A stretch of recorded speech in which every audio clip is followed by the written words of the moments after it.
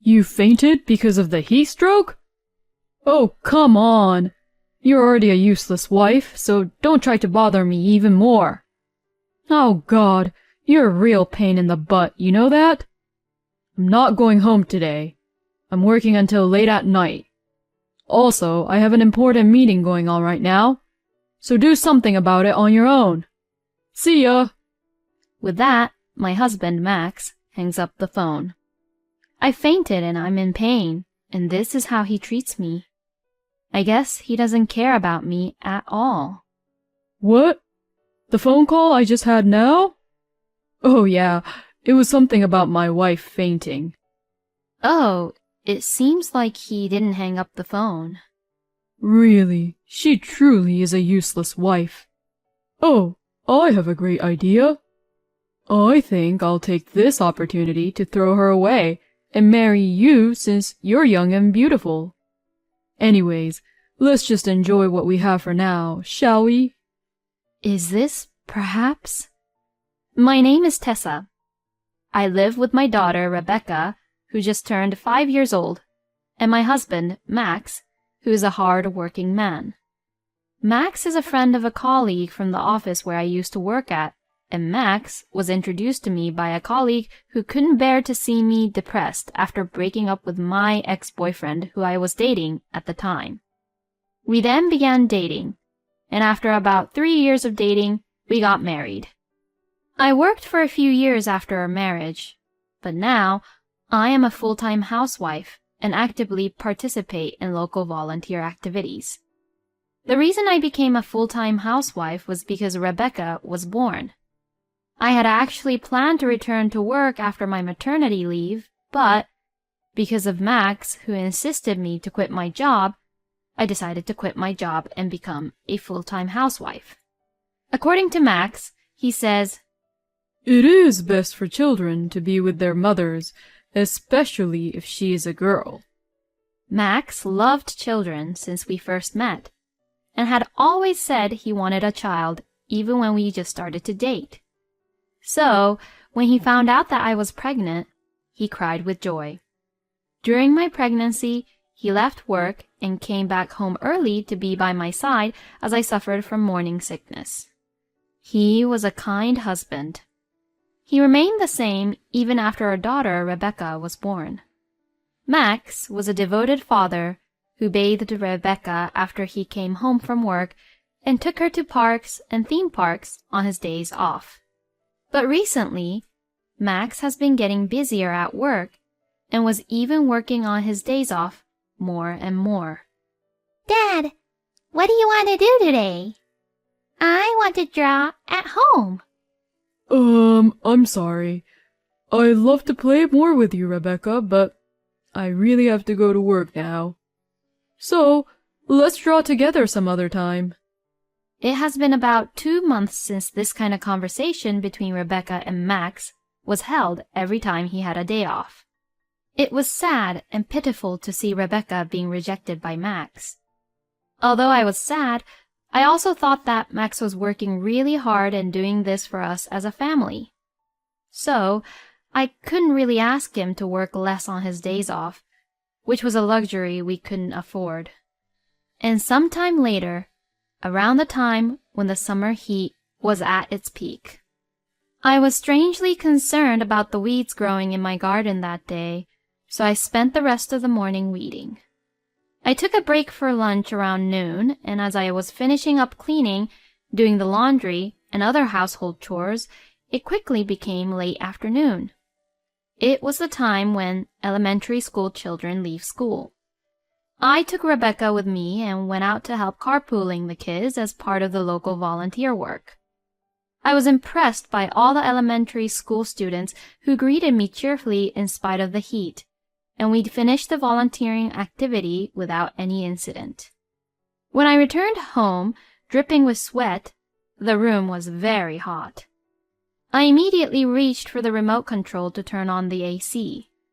But I couldn't put any strength into my fingers to press the switch. Then my vision began to flicker gradually, and the scenery around me began to spin.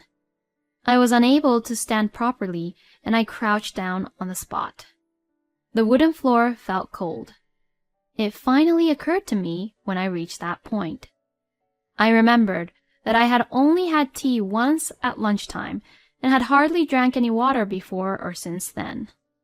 I had been making sure Rebecca was hydrated frequently, but I hadn't paid attention to myself. Even while I was thinking about this, my consciousness was fading away. Finally, I could no longer move freely on my own. At that time, Rebecca, who had said she wanted to play in the garden, came back. Seeing me fainted in the living room, Rebecca's eyes grew widely and was surprised to see me lying down on the floor. Mommy, what's wrong? Do you feel sick? Rebecca rushes over to me. I couldn't speak and just nodded. Then, Rebecca, even though she's very young, she sensed the urgency and ran out of the house and brought the neighbors over. Mommy fainted. Please help. The neighbor then used our home phone to call for an ambulance. While the ambulance was on its way to the hospital, I was barely conscious. I could see the worried faces of my neighbors who sympathized me and Rebecca. We arrived at the hospital and I was taken to the emergency room and was treated quickly. As I had expected, it was heat stroke. It seemed to be pretty serious, and I was instructed to take proper precautions against heat stroke from now on. Meanwhile, Rebecca was holding my hand tightly. It was as if she was encouraging me, which made me feel a little better. I decided to ask my neighbor, who had been accompanying me the whole time, to leave then. The neighbor had tried to keep me company until Max arrived, but I didn't want to bother the neighbor anymore. I would have to go and thank the neighbor after once I get much better. A little while later, when I was feeling better, I called Max. But I couldn't get through. I gave it some time and tried several more times to call him, but the line never went through. Having no choice, I gave up trying to call Max and decided to focus on getting better. Thanks to this, I finally recovered and was able to walk. The doctor in charge of my case said that I didn't need to be hospitalized, so Rebecca and I decided to go home. The sun had already set long ago, but Max didn't seem to be home yet. On the way home, I stopped by the supermarket and waited for Max to come home while transferring the ready-made meal I had purchased to his plate, but I hadn't even heard from him yet. When I finished preparing the meal, I tried calling Max again. After ringing for a while, the phone finally connected. Yes, hello. Is there something wrong? I'm a little busy right now. Oh, good. Finally, I'm able to reach you. I fainted due to a heat stroke today, and I was in the hospital for treatment. But I prepared your meal already, so don't worry, okay? I know it's all ready-made meal, but what time do you think you'll be home tonight? Oh, I see. I have an important meeting today, so I'll be home very late. I don't even need dinner. See ya. Max sounded like he was in a hurry and had tried to hang up the phone. Oh, hey! It seemed like he had hung up the phone, but it still seemed to be connected. Perhaps he made a mistake and pressed the wrong button. As I was about to tell Max that the phone was not disconnected, I heard Max's voice talking with someone on the other end of the line. Sorry to keep you waiting. Oh, yeah, it's my wife. She said she has some kind of heat stroke. It sounded like someone was talking, but I couldn't hear the voice clearly. From Max's tone of voice, I guessed he was talking to his coworker. From the pitch of the voice, it sounded like a woman. But Max doesn't have any female coworkers. No, it's fine, it's fine. She seemed fine and was probably just exaggerating. I mean, she stays at home every single day and doesn't do anything. I don't know what she's doing, not even going to work. Even though she's a housewife, she makes me do the housework, and it's almost as if I'm taking care of our daughter. Ugh, I might have married the wrong person. I mean, my daughter is cute, but, you know. I couldn't believe my ears when Max said that. I subconsciously pushed the recording button on my cell phone. Oh, I have a great idea. Wouldn't it be great if I divorced my current wife, took my daughter, and remarried you? A cute daughter, a hard-working, young, and beautiful woman like you, and we'd all make a great family, don't you think? As Max said this, I heard someone cackling and laughing. Then, I heard someone's voice clearly, and the voice was getting close to the phone. Are you asking me to be the mother of your child all of a sudden? Well, your daughter is cute, so maybe that's not too bad of an idea. Well then, you have to promise me. Hurry up and divorce your current wife and become my husband. Yes, I will. Anyways, let's continue what we were doing here. I can be with you for a long time today. And that was when I hung up the call.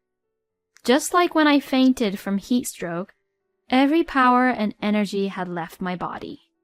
It would be strange not to suspect Max to be cheating on me after hearing this conversation. Max had been lying to Rebecca and I this whole time, and he was having an affair with another woman. I thought he was a good husband and a father, and a great family man, but he betrayed me. He used to be so kind. Where did that Max go to? This is absolutely unforgivable. My anger toward Max rose. I want to get back at him somehow. Then I suddenly remembered. I wondered if the call I just heard was recorded properly or not. I checked my cell phone and played back the recorded data. Thank God. It was in the middle of the call, but it was recorded properly. But this alone might not be enough evidence of Max's affair. So later that day, I visited a detective agency with this recorded data. I asked for a background check on Max and listened back to the recorded data I had brought into the agency. At first, we didn't notice it, but there was some casual music playing in the background in the call. The detective told us that the music was from a TV commercial that was playing in a certain hotel. And if it's that hotel, then that hotel would be near Max's workplace. From there, a week-long background check was completed, and I was told the results. As I had expected, Max was having an affair with a woman at work. I had the detective stake out at that hotel on the days when he left for work, saying that he would be home late at night, or on the days when he worked on his days off. And the detective was able to capture Max and his mistress entering the hotel together in a photograph. The detective also checked out the name of the other woman, Ashley, who had recently joined the company. According to the investigation, the two had an affair about a month after Ashley joined the company. In the beginning, they were just exchanging cheeky emails, but they got a taste of it, and they started having an affair. Just hearing the story is horrifying. But anyways, now I was finally ready to get back at them. Then came Sunday. Max tried to leave the house again, saying he had to work on his day off. But I already knew that was a lie, because I had already checked with his workplace in advance. I had already confirmed with Max's boss that he isn't that busy where he had to work 90 hours per month for the past month and the upcoming months. That was what Max's boss had told me. When I tried to confirm with Max's boss, he seemed to get some kind of hint while answering to my questions, but I just thanked him and quickly hung up the phone after. I told Rebecca to go play in her room, and as Max was about to leave, I stopped him and sat him down on the sofa in the living room. Hey, I need to talk to you about something. I've told you before, I have to go to work today too. Stop lying. I know everything. I presented Max with the evidence of the affair that I had received from the investigation. Max then had a surprised look which said, "Oh crap. You know what I'm talking about, don't you? While I was in the hospital after fainting from heat stroke, you were happily having an affair yourself, weren't you? Rebecca was asking you to play with her, but you lied and had an affair with another woman, right? Do you realize what you did?" Then Max knelt down on the floor and bowed his head. Oh, I'm so sorry. I didn't mean it. Because it's that woman's fault. She forced herself onto me because she knew that I was easy to get to. I'm a victim too. I'll break up with Ashley, and the three of us will continue to be a family as usual. All right? Max said things that I couldn't tell if he was apologizing for making a mistake or making excuses, so I began to play something for him. It was that recording. Max's face turned red and then got pale as he listened to the recording. "The only reason I became a housewife is to fulfill your wishes. And when I say I'm doing the housework, you just take the garbage that I put together. You take care of Rebecca, you bathe her, and play with her, but I'm the one who takes care of Rebecca during most of the day. Where did that kind and gentle person I knew go to?" Max mumbles on, saying, That's... and but... "I'll divorce you just like you wanted. But I will raise Rebecca on my own as I always have. It's not good for her education if she stays with a liar like you. Oh, that's right. Of course, I will charge you alimony as well. You and your mistress will be both charged with alimony." As I said this, I threw the divorce papers at Max. Max just stared at it as it fluttered in the air. Then Rebecca, who was supposed to be playing in her room, came in. She had apparently gone to the bathroom. Oh? Daddy, you're not going to work today? Yay! Then come play with me. Didn't you say the other day that you would draw with me? Rebecca said that as she hugged Max. At that point, Max finally realized what he had done and how he could never take it back, so he hugged Rebecca back and quietly started to cry. In the end, Max and I got a divorce. When I saw the two of them embracing together, I really questioned myself if I did the right thing, thinking that I might have taken her father away from my own daughter, but I decided that, in the end, I chose the right thing. Some might think, how could I divorce someone over a single mistake? But thinking about Rebecca's future, I felt that her divorce was inevitable. Because a person who has betrayed you once is sure to betray you over and over again. After the divorce, as I had declared previously, I demanded alimony from Max and his mistress and received it. I will be using this money for Rebecca. According to the rumors, the mistress, who had a habit of spending money on luxurious things, sold all the brand bags and accessories she had been collecting in order to pay the alimony and desperately trying to make ends meet. It seems that she didn't want her parents to know that she was paying alimony for the affair. The mistress, who was left almost penniless, is now quietly and soberly going about her business. Max apparently thought about returning to his parents' home near his workplace, but he was accused of his own affair and got disowned by his parents. He now lives alone in an apartment. And since Max and his mistress were having an affair in the office, there were a few people who were suspicious of their relationship, and Max's divorce seemed to have made the accusation even stronger. I had a hard time explaining the divorce to Rebecca. "We're going to live separately with your dad from now on." When I said this, Rebecca looked excited and asked, "So, when can we see Daddy again?" So I decided to let Rebecca see Max regularly until she was older and had learned to understand things better.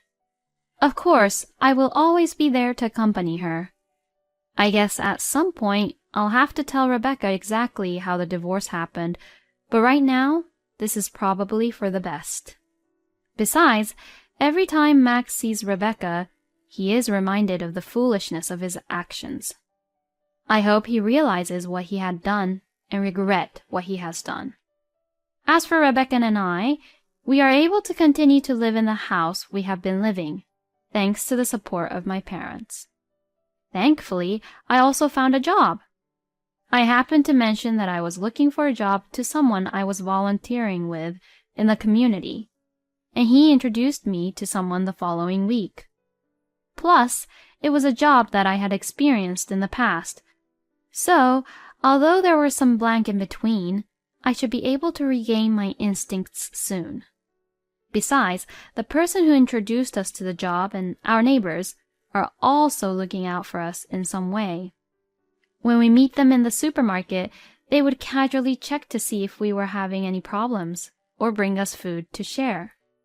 After my divorce from Max, I became a single mother having a child. So I am anxious about many things that can happen in the future. But with the support of the kind people around me, I have a feeling that I will be able to lead a happy life.